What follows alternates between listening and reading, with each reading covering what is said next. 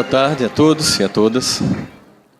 Meus irmãos, o tema que a gente vai abordar é muito delicado e por isso eu conto com a vibração de vocês. Porque aqui, nessa plateia, deve ter gente ou que ainda está muito depressivo, ou que já pensou em se matar, ou ainda pensa nisso. Aqui, desencarnados, estão irmãos nossos que, no momento de fraqueza, não conseguiram resistir a um convite nefasto e saíram da vida física, mas que já sabem, porque estão aqui desencarnados, que Deus nunca desiste, jamais, de nenhum de seus filhos. E essa é a mais consoladora das mensagens que o Cristo nos traz no seu Evangelho, com a sua própria presença em nosso mundo, indo até o final da sua tarefa, fazendo um sacrifício que nos exime de qualquer outro ritual ou sacrifício, já que uma vez Ele mesmo fez a grande caminhada e a grande jornada que nos inspira. Queria dizer da alegria de estar aqui pela terceira vez em Uberlândia, falando nesse primeiro congresso, que eu sei que será uma série de muitos congressos que Rubens e todos que fazem essa estrutura do movimento espírita aqui de Uberlândia, do Triângulo Mineiro, estão aqui fazendo, do 7º ano de aniversário dessa web rádio que nos permite estar com vários eventos em casa, ouvindo, mas voltar a esse tema para a gente começar fazendo alguns questionamentos. Nós sabemos, vamos esquecer por 30 segundos que nós somos espíritas. Esqueçam a ideia de mundo de regeneração. Precisaria ser espírita para, analisando os acontecimentos do planeta no momento, chegar à seguinte conclusão: estamos vivendo um tempo de crise? Será que se a gente ouvisse por um dia a notícia produzida pela humanidade, não nos daria a impressão de que alguma coisa está em desconstrução no momento? Ou que alguma coisa nova está sendo construída ao mesmo tempo? E que nessa crise na qual nós nos encontramos, e aí eu estou falando aqui, esqueça por 30 segundos que nós somos espíritas. Nessa crise na qual nós nos encontramos, se perde todas as referências de valores, de ética, dignidade, sendo nunca uma apenas crise financeira, nunca apenas uma crise política, e eu não estou falando só do Brasil, nunca apenas uma crise no campo da fé, ou como o nosso querido irmão falou, da família, e desse apelo tão lindo que ele fez sobre o desejo de estarmos juntos, nunca desistindo dos nossos filhos. Será que não dá para perceber que essa é uma crise que ela tem características bem diferentes das outras? Todas as outras crises da história humana, elas se concentravam num setor. Uma crise no modelo de fé durante a Reforma e Contra-Reforma, uma crise no modelo civilizatório após o fim da Idade Média, com o Renascimento, com as descobertas científicas, uma crise do modelo de economia com o início da industrialização, uma crise de sentimento de existência e de humanidade após o dia D de 1945, quando começa o fim da Segunda Guerra Mundial e a gente se vê diante de um capítulo negro da história humana. Nós estamos diante de uma crise sem precedentes, porque é uma crise que atinge tudo: a ciência, a família, a religião, as culturas e as intimidades. Porque em período de crise, os seres humanos por dentro entram em processos de crise. E tem um conceito que eu gosto muito de usar, porque a partir dele a gente começa a refletir sobre essa crise para entender por que tem aumentado os casos de suicídio e de depressão no planeta inteiro. Um pensador chamado Gramsci, ele vai dizer que nós temos uma crise quando o modelo velho insepulto já não dirige mais os vivos, e o novo não se explicitou e por isso não está qualificado para orientar o presente. Traduzindo, nós temos uma crise quando o modelo antigo não serve mais, mas não tem um modelo pronto para substituir. Jorge nos falava do modelo de família. O modelo de família do passado, da minha educação, por exemplo. Quem aqui pagou moral e cívica? Por favor, levante a mão sem vergonha, que está velho, eu sei. Vocês sabem que o Aeróbio está esperando a gente brevemente, né, Jorge? A gente está já chegando lá. Nós somos de uma geração de educação Wi-Fi. Você sabe que rede Wi-Fi é quando você acessa a internet sem fio, né? A minha educação era assim. A minha mãe olhava a 100 metros e eu entendia o que ela queria dizer. Essa família funciona hoje em dia? Mas a família de hoje em dia está funcionando? Entende? O modelo antigo não dá mais por conta e o novo não está funcionando. Crise. Nós temos isso na fé, nas ciências, na sociedade, na cultura. Vamos pegar um traço de deslinho cultural. Vou pegar só um ponto para vocês perceberem que momento de crise temporariamente se perde a escala de valores para a construção do novo. Mas é temporário. Nenhum discurso caótico, nenhum discurso depressivo. Temporariamente temos uma crise. Eu vou citar o que Kardec faz uma pergunta aos espíritos. Por que quando analisamos a história humana, nós temos uma impressão de que, ao menos do ponto de vista moral, ao invés de avançar, recuamos? Pergunta inteligente, como sempre, as que ele faz. Porque, materialmente, a gente avança. Quem tinha um Ericsson nos anos 80 e tem um iPhone hoje sabe como a gente avança materialmente. Moralmente é que é a grande questão. E os espíritos respondem: engana, e se observares bem, verás que a humanidade avança. Mas, às vezes, é necessário que o mal chegue ao extremo para que o homem sinta a necessidade do bem e das reformas. Entenderam? Às vezes é necessário que o mal chegue ao extremo para que os homens sintam a necessidade do bem e das reformas. Esse tempo. Chico Xavier disse que, conversando com Emmanuel, escutou dele que, nesse período de transição mais crítico, muitos irmãos nossos que estavam sem encarnar no planeta teriam uma oportunidade de voltar aqui, para fazer o que a gente chama de uma recuperação. Para ver se fica na escola terrestre, que vai mudar de patamar, vai virar uma certa universidade, e quem está no ensino médio ou passa no Enem, ou vai ter que ir para outra escola, continuando com o amor de Deus a assistir. E esses irmãos nossos, comprometidos em vários campos, especialmente da sexualidade, começam a reencarnar nos anos 60. Chico disse que uma vez estava em São Paulo, caminhando na avenida, quando finalmente ele viu pela primeira vez uma revista pornográfica. E ele fez: e chegaram. E era só o começo. Se ele estivesse aqui hoje, ele ia ver que eles estão... Parece aquela assim: está dominado, está tudo dominado. Esse temporário momento em que o mal dá sua última festinha de despedida. Porque o bem sempre impera, o dia sempre amanhece.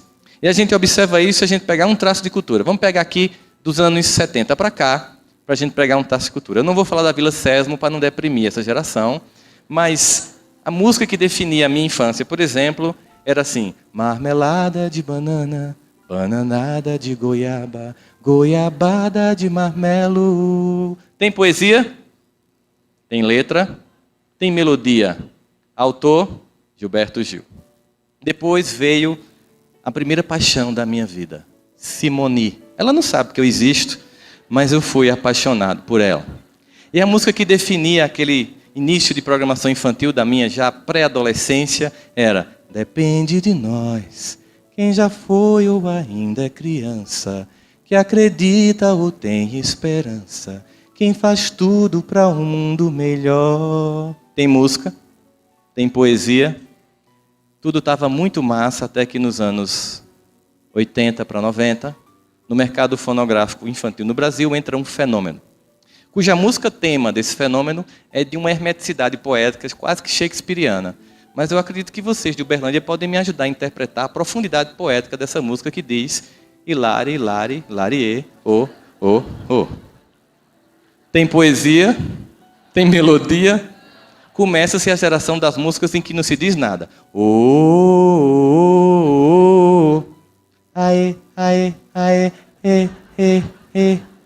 oh. Tava até bom, porque depois disso começou a descer na boquinha da garrafa e nunca mais parou. Quando a gente pensa que eles vão superar a capacidade de serem pornográficos, colocar o papel da mulher de forma chula e defender a ideia da traição, da vulnerabilidade, da desconstrução familiar, eles conseguem ser mais baixos ainda.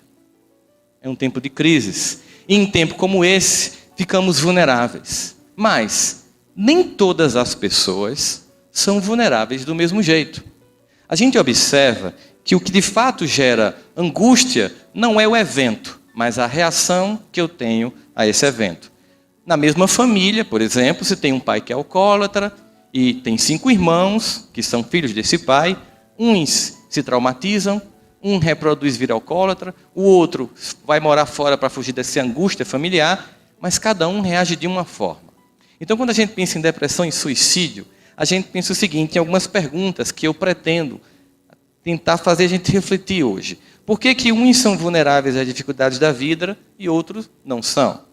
E por que uns se deprimem e se matam e outros não? E como construir competências para superar as dificuldades da vida? E, finalmente, qual é a proposta espírita cristã para uma vida equilibrada? É mais ou menos sobre isso que a gente vai tentar falar hoje aqui, começando a tentar explicar como as ciências do comportamento humano tentam descrever a vulnerabilidade psicológica. Entenda o seguinte, A partir do advento da psicanálise, se começou a estudar a angústia humana, a dor humana. E a contribuição de Freud e todos que vieram depois dele foi fantástica, porque até então não havia nenhum tratamento adequado para os transtornos emocionais. E por causa do avanço dessas pesquisas e da medicação que começou a ser desenvolvida, parte significativa, em mais de 85% dos casos depressivos, com a medicação e tratamento adequado, o indivíduo sai do processo. Só que se concentrou tanto durante esse primeiro início da psicologia, da psicanálise, enfim, de todas as ciências do comportamento humano, naquela incapacidade, na incompetência, que se construiu muitas teorias para explicar as patologias, mas se esqueceu de construir teorias que explicavam as nossas competências. É muito fácil descrever quando alguém é incapaz, mas nunca ninguém conseguiu diagnosticar a competência humana. E hoje, essas ciências estão voltadas à chamada psicologia positiva para perceber o seguinte: por que uns são vulneráveis e outros não? Então, há competências que podem ou não ser desenvolvidas. A grande questão seria, a personalidade seria essa explicação para a gente de como se constrói um indivíduo capaz? Então, as primeiras questões na pesquisa foi, seria o QI, ou seja, a capacidade de inteligência da pessoa, que definiria ou não a vulnerabilidade dela? Pessoas mais inteligentes são menos vulneráveis? Não, muito pelo contrário. A gente vê que, às vezes, uma inteligência desprovida de valores de espiritualidade torna o indivíduo propensamente depressivo, porque como ele vê de forma crua a sociedade sem fantasias, ele dói, ele sofre. Ele vê o mundo cru e sofre com esse mundo, porque ele não tem uma busca e um sentido de esperança. Seria então o ambiente no qual esse indivíduo foi criado, a educação que ele recebeu ali, seria a cultura? Por exemplo, os brasileiros seriam menos propensos à depressão que os suecos? Seria o gene, estaria na resposta genética de uma tendência familiar? Seria gênero, mulheres versus homens? Seriam orientações sexuais homoafetivas ou heterossexuais que definiriam mais ou menos competência para a superação das dificuldades da vida? Ou seria a condição social na qual eu vivo, uma família de classe média baixa, classe C, classe média alta, rica, enfim? Nenhuma dessas variáveis explica. Portanto, as pesquisas começaram a ser adiantadas até que chegou a um processo em que todas as teorias chegaram a uma conclusão comum. E é interessante isso, porque a gente sente, quando Kardec começa na construção da terceira revelação, a construir três aspectos, ciência, filosofia e religiosidade, né, que é a espiritualidade, o aspecto moral, nós temos a ideia de que a ciência está se encaminhando para a descoberta daquilo que já foi aventado pelos livros sagrados, mas que houve um distanciamento por causa da perseguição do conhecimento humano. Mas todas essas ciências do comportamento chegaram à seguinte conclusão: todos os seres humanos já nascem com alguma coisa pronta, intrínseca. Alguma coisa já vem no equipamento da gente. Algo vem inato. E não é igual para todo mundo. Varia de ser humano para ser humano.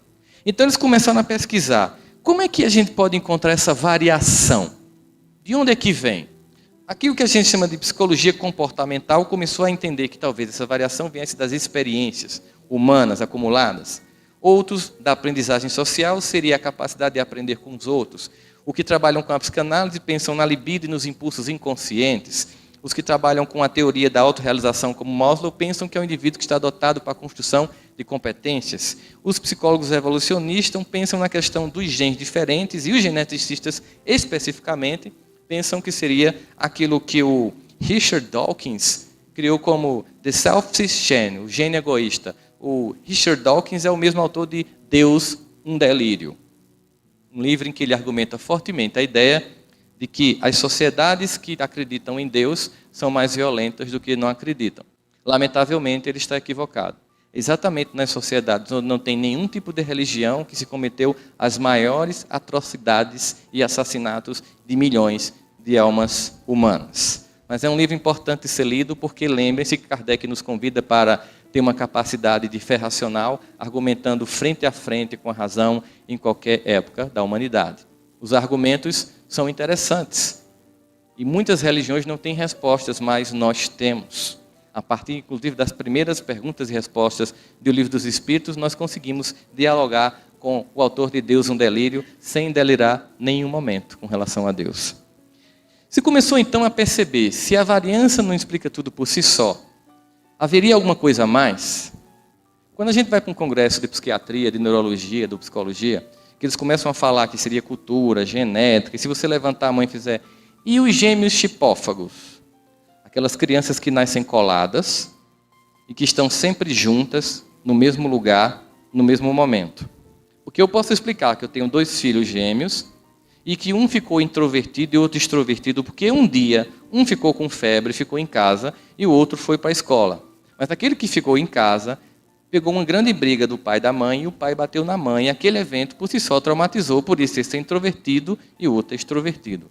E os chipófagos, que estão sempre juntos, na mesma hora, no mesmo lugar? Aí eles não têm resposta, porque chegaram à seguinte conclusão: que esses equipamentos standard não explicam o que eles chamam de variação do ambiente não compartilhado. Ou seja, por todas as pesquisas com apuro estatístico significativo sobre personalidade, conclui que entre variância atribuída a genes, a ambiente compartilhado, a cultura, a sexualidade, explicam 49% da personalidade. 51% os cientistas não sabem de onde vem.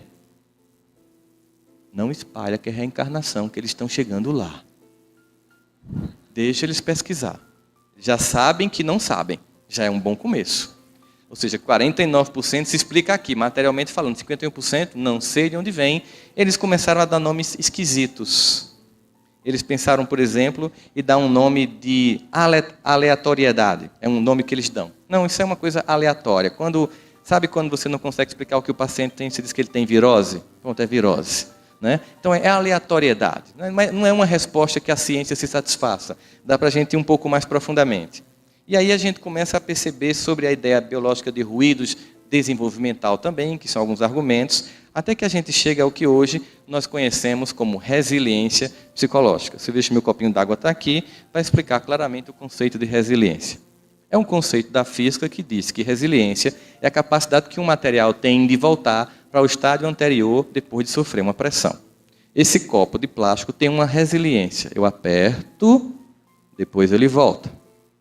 Mas há um limite. Ele é resiliente até aqui. Imagine que seja um trauma infantil.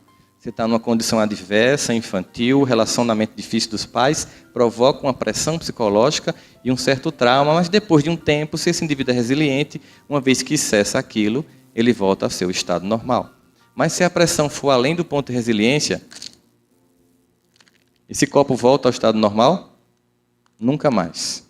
Então, o que faria alguns indivíduos mais resilientes do que outros? Eu acabei de destruir o meu copo de água, mas tudo bem. O que faria um indivíduo mais resiliente do que outro? Então, se começou um conjunto de pesquisas. E se começou a agregar alguns conceitos, por exemplo, habilidade de voltar rapidamente para o seu usual estado de saúde ou espírito depois de passar por doenças, dificuldades, o que a gente chamaria de resiliência de caráter.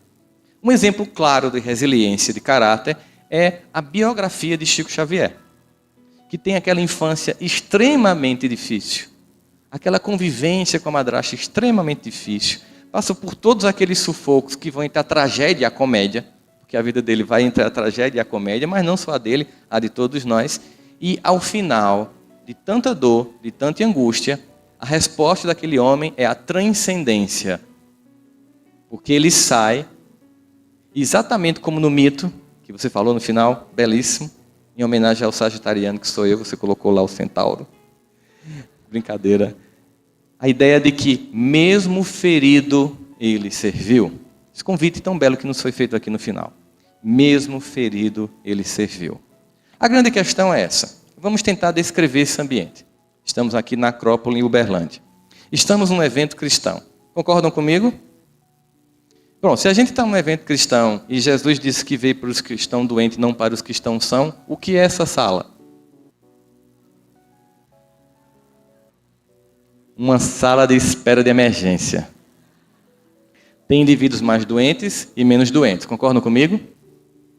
Geralmente, aquelas pessoas que trabalham ativamente no movimento espírita são os mais doentes.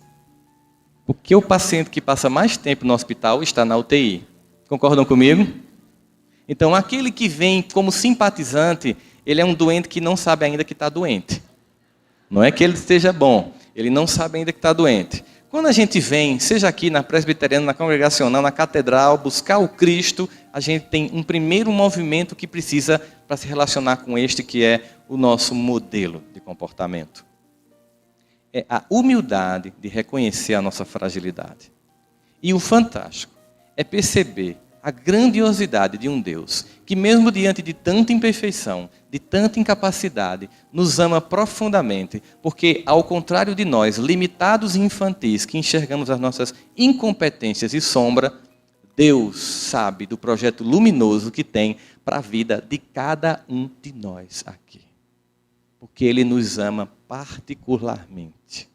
Sondando os nossos corações, como diz Davi, sondando quer a gente esteja em pé, que a gente esteja deitado, naquele belíssimo salmo de Davi, Ele nos sonda. E mesmo quando faltam em nós palavras, Ele conhece os nossos pensamentos. E Ele diz, tal ciência é tão preciosa que eu não alcanço de tão alta. E esse Deus que nos ama profundamente, sabe que na nossa trajetória de crescimento, só há um olhar de doçura e misericórdia. Vamos imaginar como é esse olhar de doçura e misericórdia. Quando você vai passando numa escola infantil e você vê aquelas crianças bem pequenininhas, no pré-escolar, brincando, se pintando, mordendo uma a outra, você imagina que é um bando de bárbaros se matando? Ou você sorri pela infantilidade e percebe ali o germe de um ser humano que vai crescer? A gente consegue olhar até com doçura uma criança mordendo outra. É assim que Deus olha para a gente. Com a doçura de perceber crianças que irão amadurecer. Só que hoje as pessoas têm pressa. As pessoas querem respostas rápidas. Certa feita, um professor ouviu o seguinte do pai: será que não dava para tirar essas cadeiras e deixar o curso mais rápido, para meu filho se tornar um engenheiro mais rapidamente? Ele disse, sim, claro, é possível. Depende de que filho o senhor quer ter. Como assim? Por exemplo, para se ter uma melancia, bastam 6 meses. Mas para se ter um carvalho, são 100 anos. As pessoas querem rapidez, elas querem cura, elas não querem se deprimir, não querem ficar triste. As pessoas hoje chegam procurando um profissional de saúde e dizendo o seguinte: eu estou chorando muito. Aí eu pergunto, por quê? Meu filho morreu de acidente semana passada e eu queria deixar de chorar. A senhora está brincando comigo? Eu, no lugar da senhora, estava urrando, não era nem chorando. Porque a senhora não quer viver a dor da separação momentânea de um filho? Um amigo meu chegou, endocrinologista, e disse, eu não vou mais ser endocrinologista, cansei. Por quê? Os pacientes não querem mais emagrecer. Não, quer não? Não, eles querem ser emagrecidos.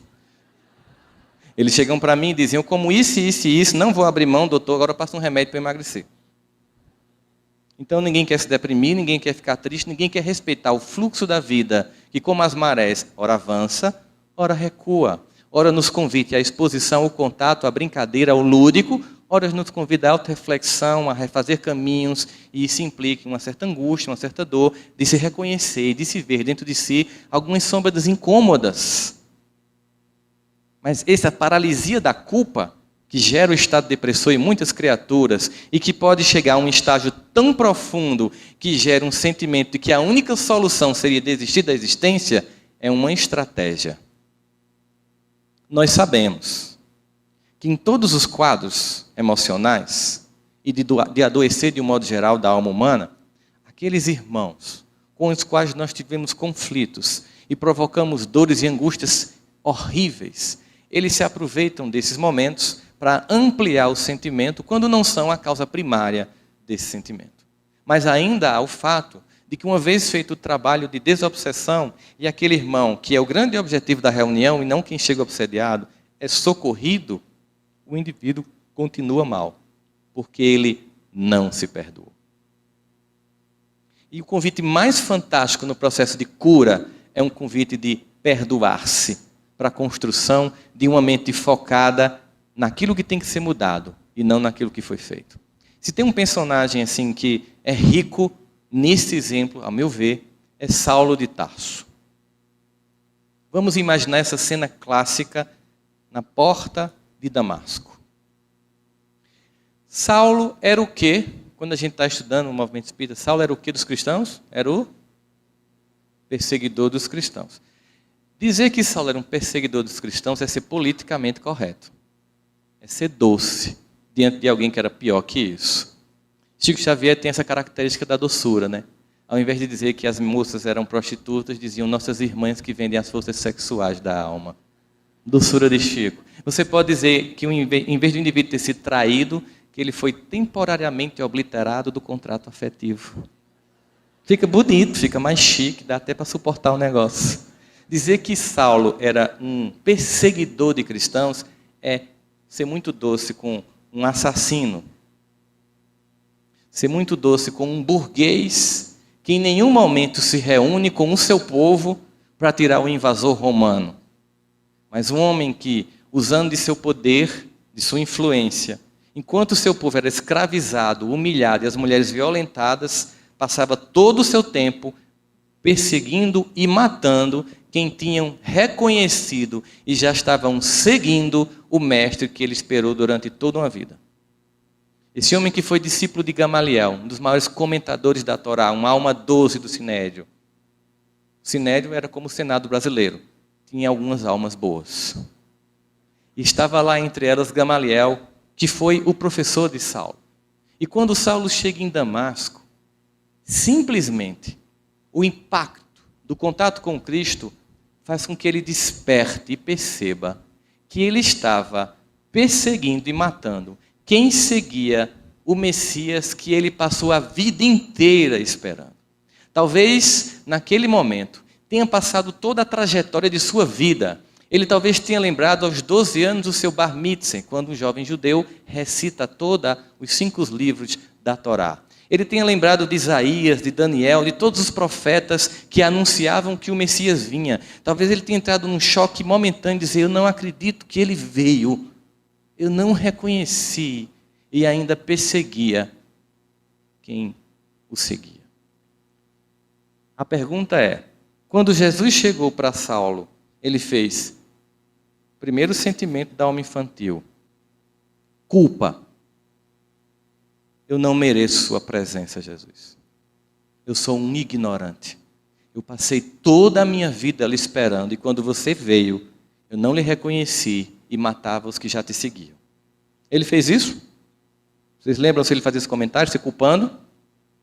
Ele podia fazer uma outra coisa também quando a gente não quer mudar. Ou se culpar, ou se justificar. Ele podia ter dito assim, pô Jesus, mas vamos combinar, tu me enganou, velho. Pô, velho. Porque assim, a gente estava esperando um Senhor dos Exércitos em toda honra e toda glória. Aí tu nasce numa manjedoura, perto de jumento, filho de um carpinteiro. Pô, hashtag me enganasse geral, velho. Podia ter dado um sinal mais claro. Podia ter feito um Face, colocado no Instagram. Cheguei, galera, estou aqui para salvar a humanidade e tal. Cadê você, meu irmão? Aí tu vem assim, devagarinho e tal. Ele se justificou? Ele se culpou? O que é que ele perguntou? O que queres que eu faça? Olha o que isso quer dizer. Se você está errando até aqui, simplesmente se culpar e se justificar é perda de tempo. Se você está errando até aqui, olhe para o alto e diga, Pai, o que queres que eu faça?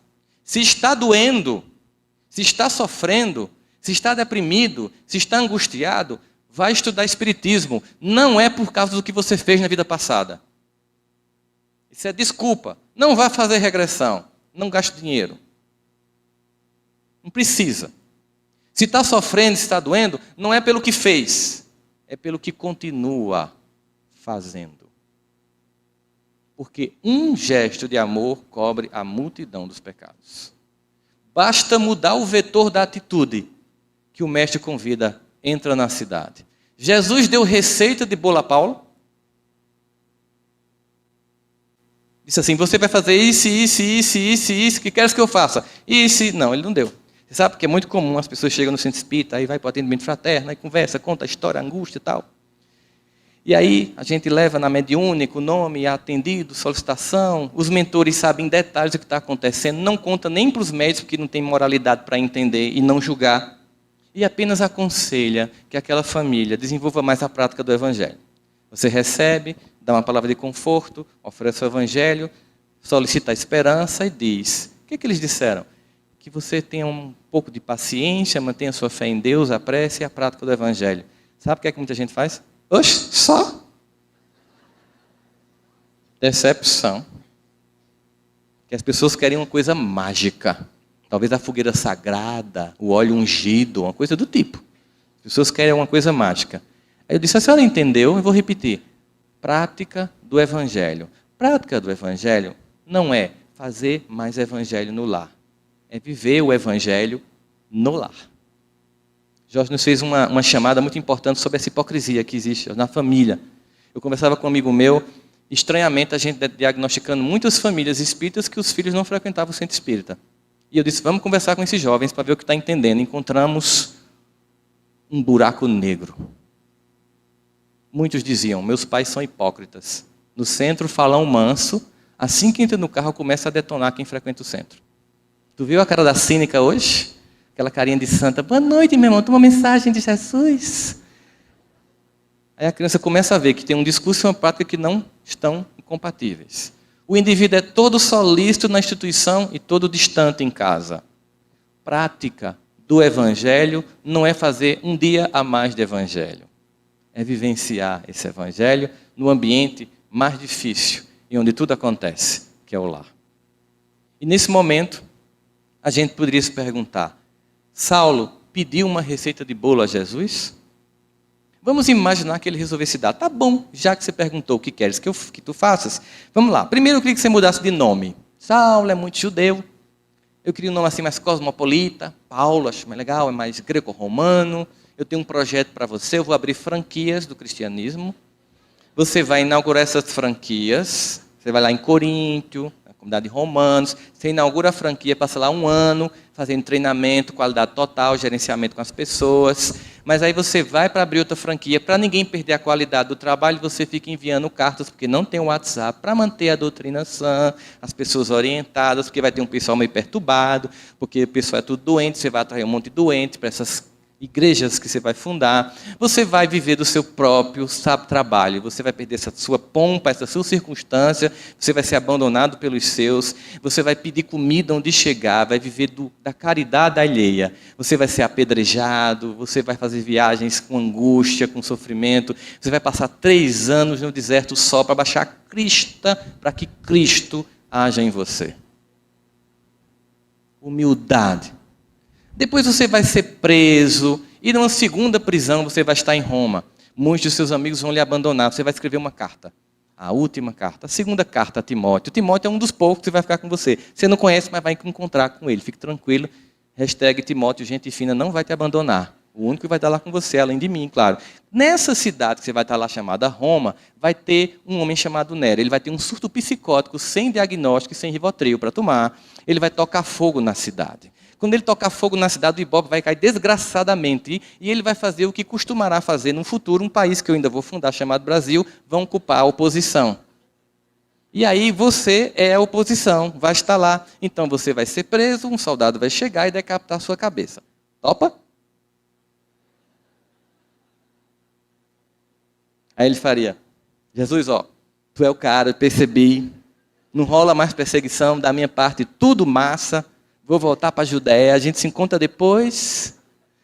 Não, sabe por que Jesus não deu receita de bolo? Porque é preciso que a gente mostre que é fiel no pouco para ser fiel no muito. É preciso que a gente mostre fidelidade no relacionamento para que haja investimento em nós. Por isso que André Luiz vai dizer, todo aquele que opere e coopere de espírito voltado para Deus. Olha só, todo aquele que opere e coopere de espírito voltado para Deus deverá aguardar sempre o melhor.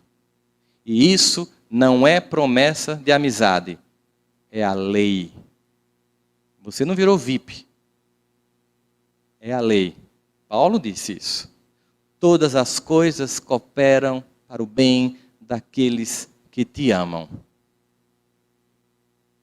Foi esse homem que percebeu que despertar por Cristo não era uma coisa instantânea e automática. Que a angústia ainda estaria presente em nossa alma. Existe um salmo que foi escrito por Asaf, que é o Salmo 77, que ele revela um estado depressor. E é um salmo muito interessante porque, vocês sabem, são 150 salmos que são hinos, que são cantados na escadaria do templo de Jerusalém, enquanto as pessoas entravam para os rituais, para as ablações, para os sacrifícios, para os holocaustos a Jeová. E Davi conheceu, caminhando na região, um jovem chamado Asaf, que tocava símbolo. Símbolo é como se fosse pratos. Aquele mesmo símbolo que Paulo vai dizer em 1 Coríntios 13, ainda que eu falasse a língua dos homens e dos anjos, se eu não tivesse amor, seria como um símbolo que retina. Imagina um prato que não emite o som correto. Mas Asaf, ao contrário, era um jovem que tocava muito bem. e fazia parte da comunidade dos levitas, das tribos dos levitas, e então Davi o levou para Jerusalém para que ele fosse o regente do coral dos levitas. E dos 150 salmos, 105 são de Davi, 14 da família do Asaf, 7 deles. E o 73 e o 77 é interessante porque ele revela um estado de depressão em que ele diz: minha alma geme, não quero me consolar, me angustio e não consigo dormir, e não tem Rivotril para mim. Asaf está angustiado. E por que ele está angustiado? Porque ele está comparando a vida dele com a dos outros.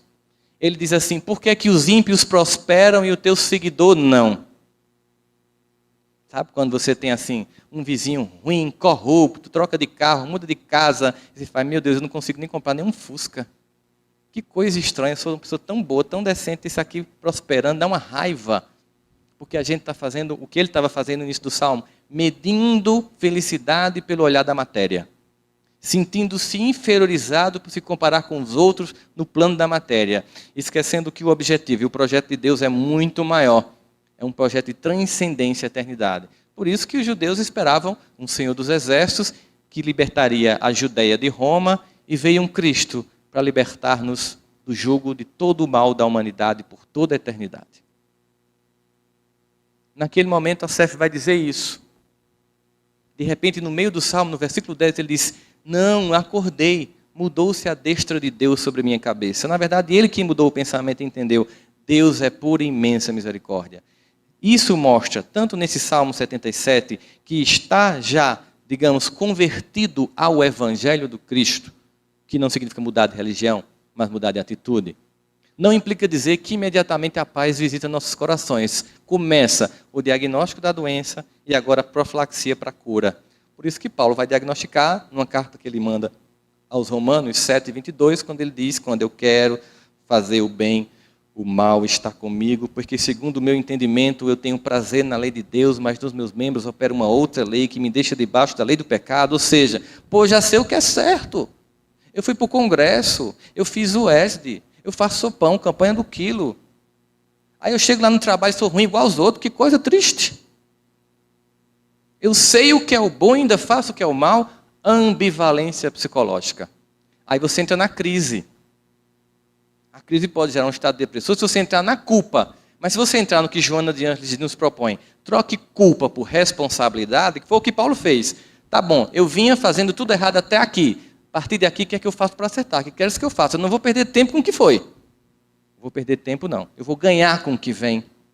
Eu não vou ficar mais punindo pelo que eu não sabia. Porque ele vai dizer isso nesta carta. Talvez um diagnóstico sobre sua própria condição.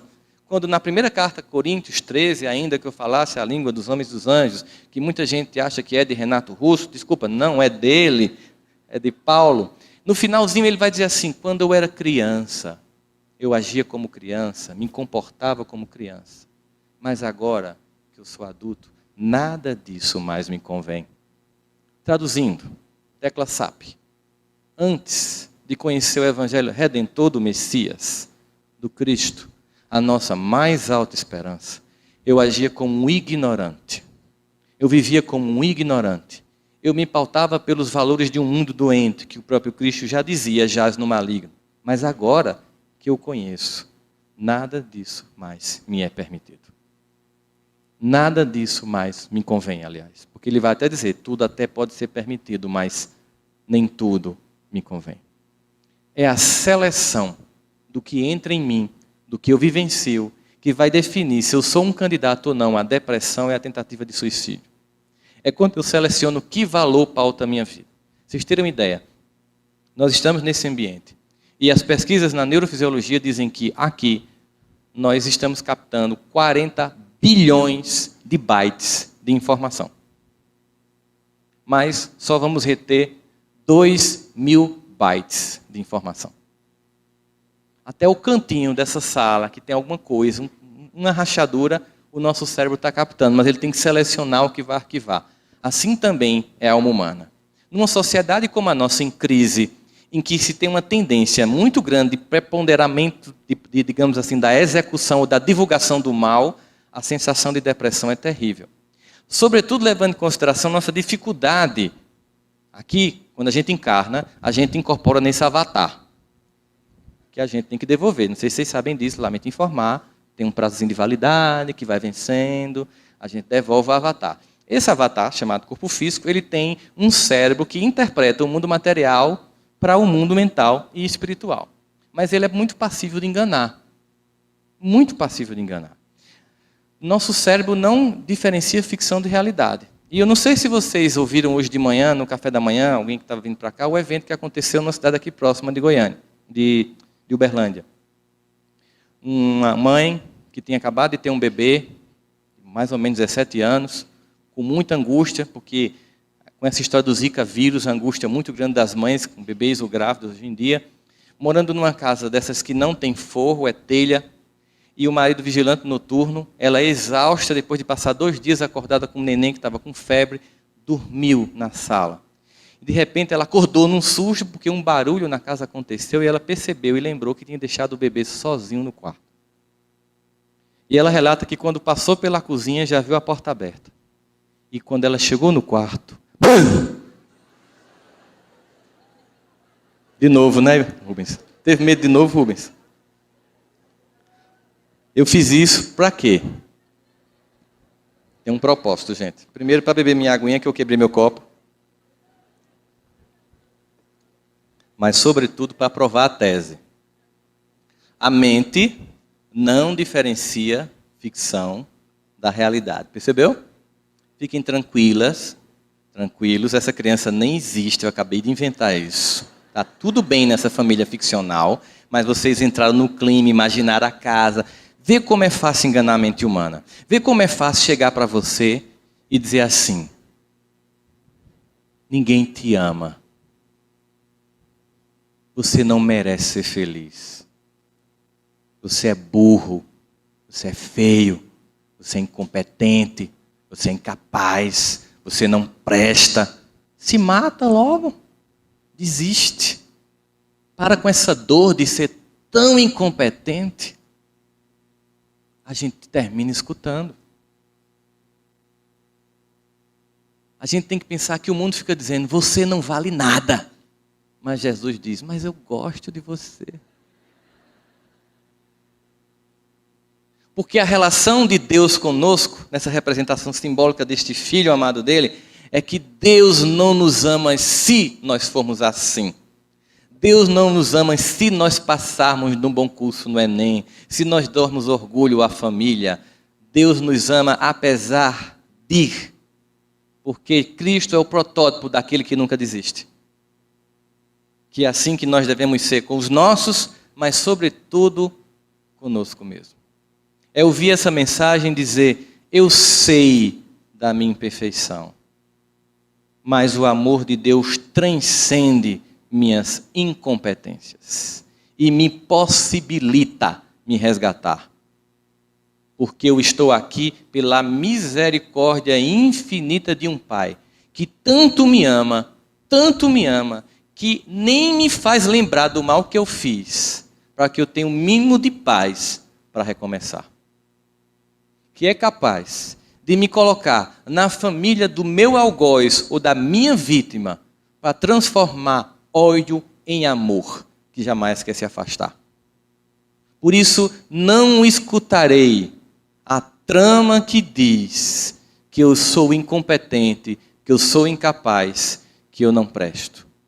Eu vou me concentrar num processo sereno de autodescobrimento. Joana nos diz o seguinte, o ser consciente é aquele que nem se culpa, nem se justifica, apenas se transforma. Olha a cena. Mulher, onde estão teus acusadores? Não sei, Senhor. Ninguém mais está aqui com as pedras na mão. Eu também não te acuso. Nem culpa, nem justificativa. Transformação. Vá, minha irmã, não volte a pecar. E se ela pecasse, ele desistiria dele? Dela? Não.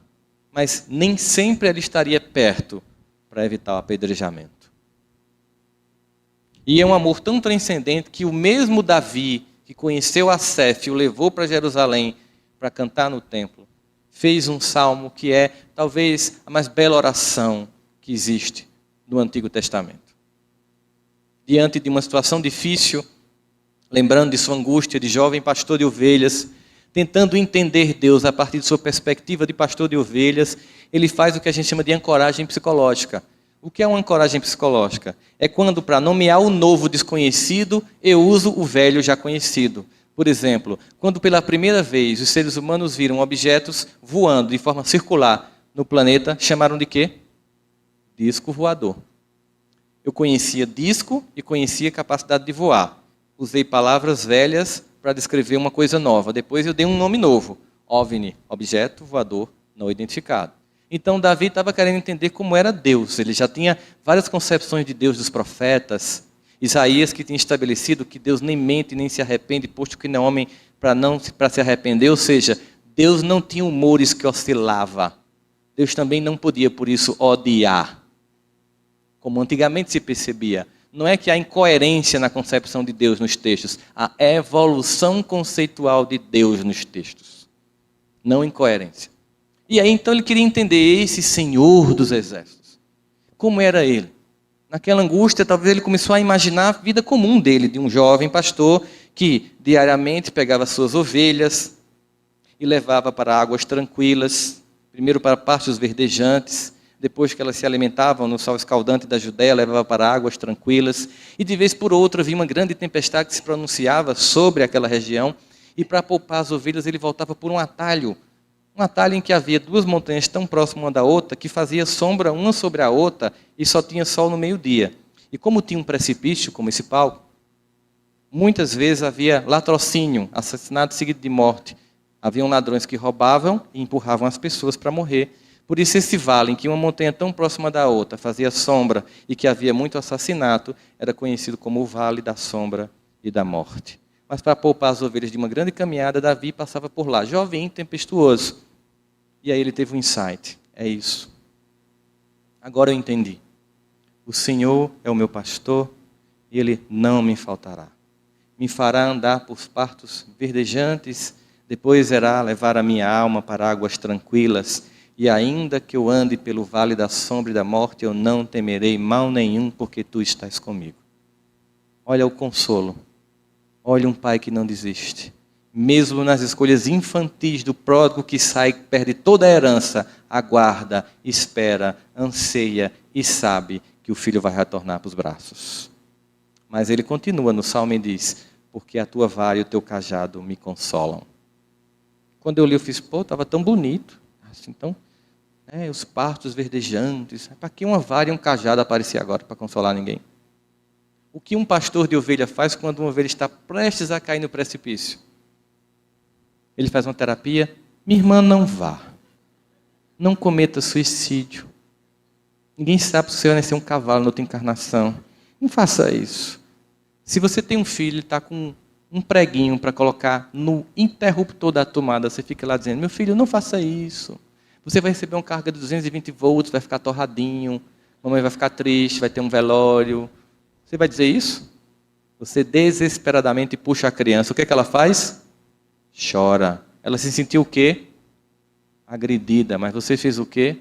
Salvou. A disciplina da vara e do cajado do pastor que jamais desiste nos faz voltar ao caminho da retidão. Às vezes, essa disciplina nos leva à dor.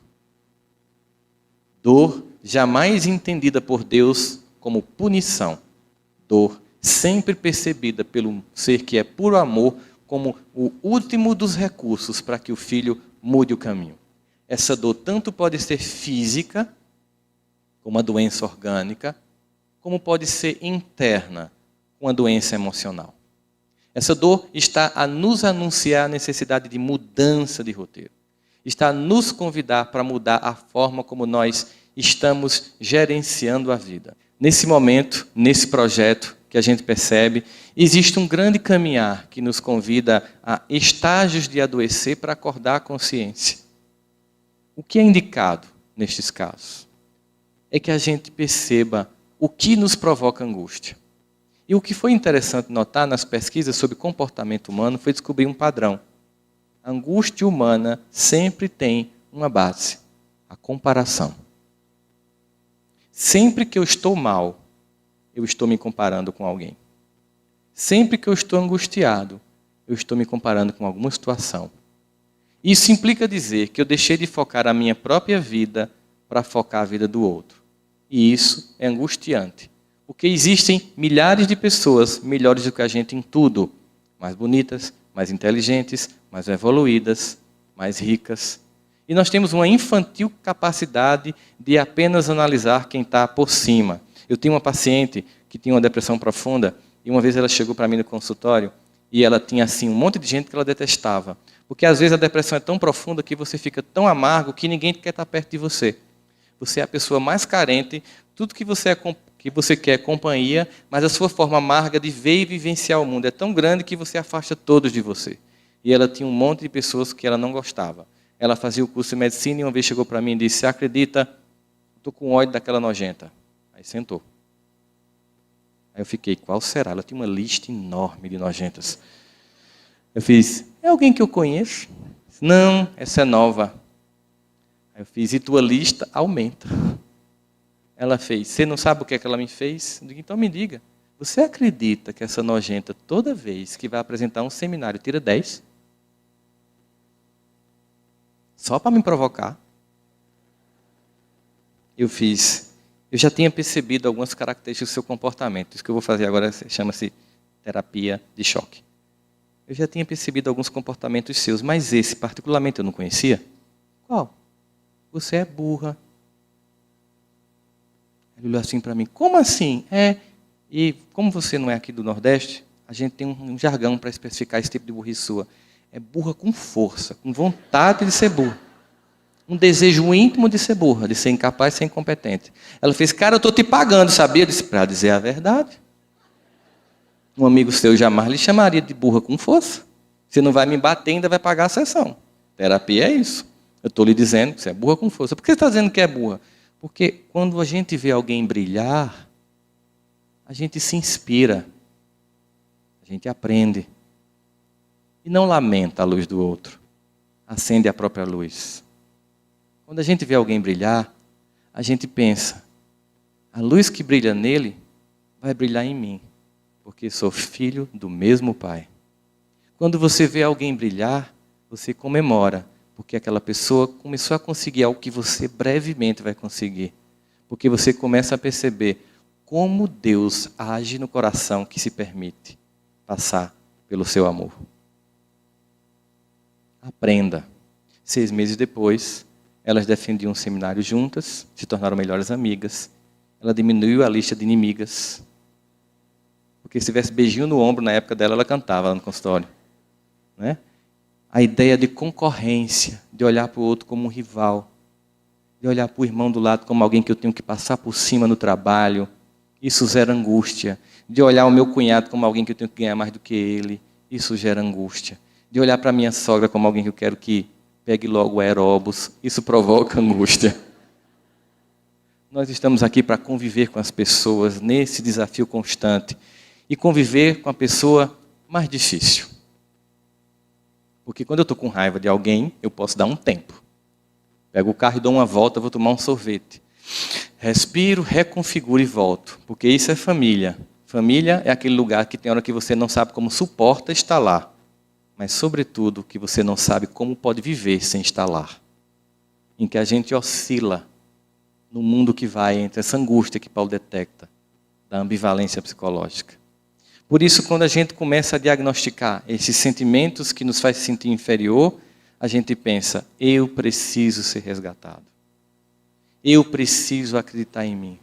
Eu preciso olhar para mim com misericórdia e condescendência. Eu preciso desse olhar condescendente para comigo mesmo. E eu lembro que tem uma música que eu costumava cantar muito, né? Esse livro, o primeiro que eu lancei pela FEEG, o Auto Perdão, ele é um livro que eu trato muito de uma história que foi o perdão do meu pai, que era uma coisa que me deixava muito infeliz. Aquela clássica história de um pai alcoólatra que deixou uma família passando necessidade e fome. Eu era daquela geração que só tomava refrigerante no final do ano quando estava muito doente. Aquela geração que não comprava roupa, porque vocês sabem Pobre não troca de roupa, é a roupa que troca de pobre. Você vai recebendo de alguém, de alguém, de alguém, de alguém. Enquanto aquilo não vira um mulambo, alguém está usando aquela peste, aquela camisa desbotada que você costura. Uma vez eu recebi uma calça que não tinha zíper, minha mãe costurou, eu fui para um aniversário, bebi refrigerante, não pude ir para o banheiro porque simplesmente não tinha como abrir a calça. E toda vez que isso acontecia, eu dizia, por causa do meu pai.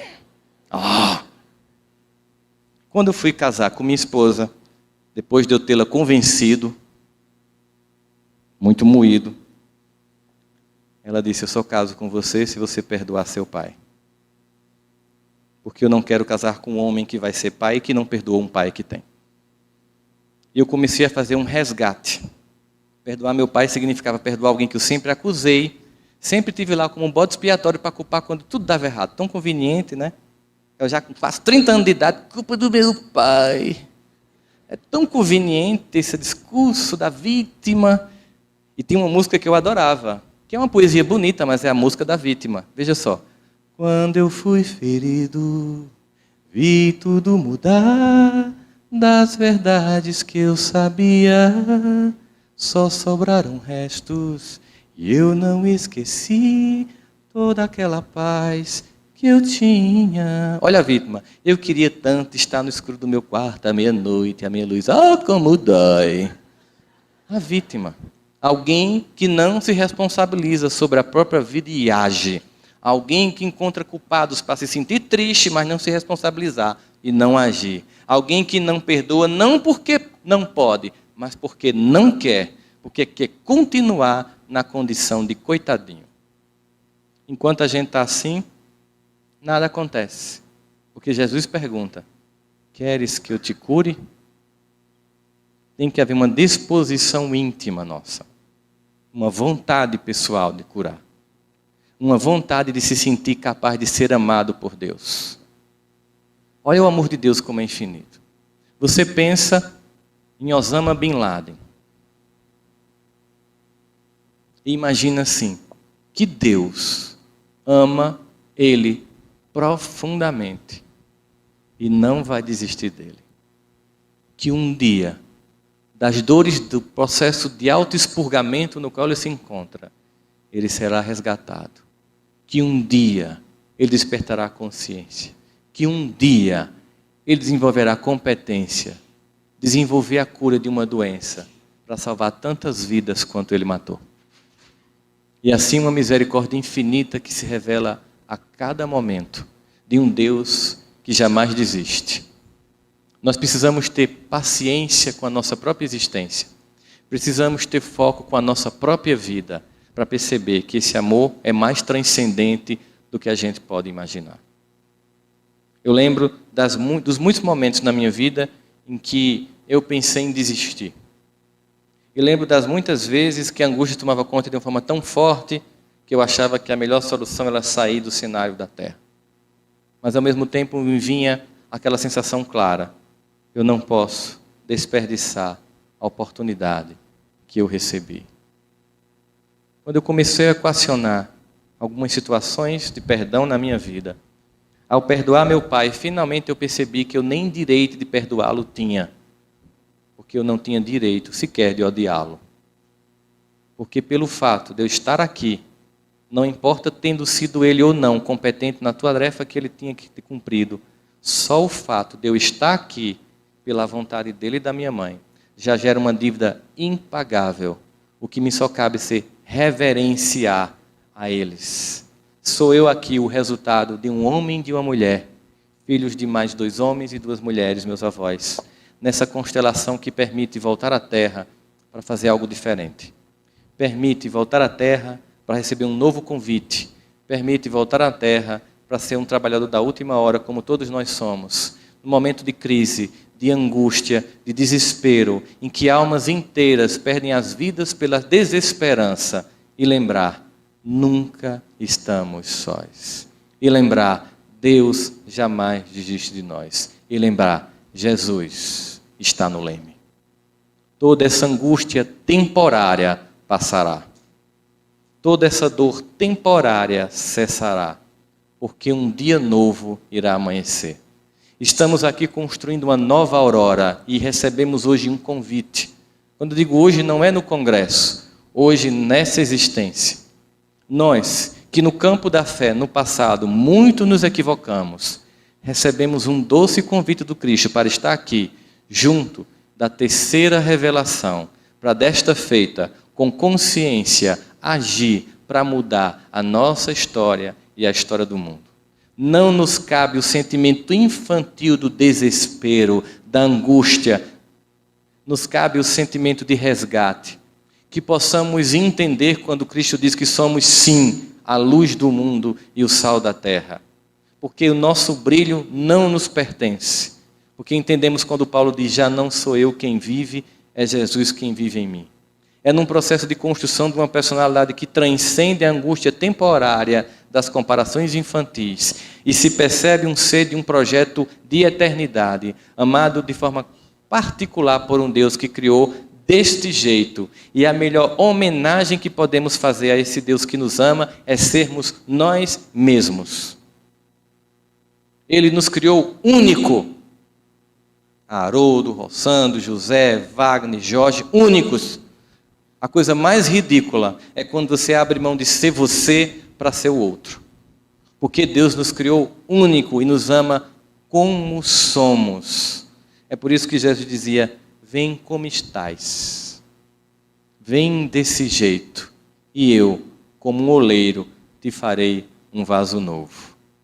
Para um vaso novo acontecer, é preciso quebrar o vaso velho, é preciso transformar tudo em barro, para que ele possa nos moldar uma nova criatura.